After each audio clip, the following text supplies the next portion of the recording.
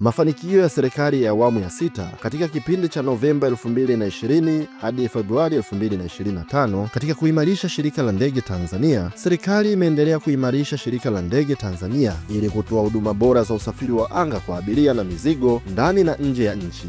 Shirika hilo lilitumia shilingi trilioni 1.49 kununua ndege 7, ambapo ndege 6 ni ndege za abiria na ndege 1 ni ya mizigo. Ununuzi wa ndege hizo umelifanya shirika kuwa na jumla ya ndege 16 ambazo zimeimarisha na kuongeza safari za ndege za ndani na nje ya nchi. Ongezeko la ndege limechangia kuongeza kwa idadi ya abiria wanaohudumiwa kutoka abiria 822,232 mwaka 2021 hadi kufikia abiria 3,818,567 Februari 2025. Katika upande wa mizigo kutoka tani 2,567 mwaka 2021 hadi tani 5,730.48 Februari 2025.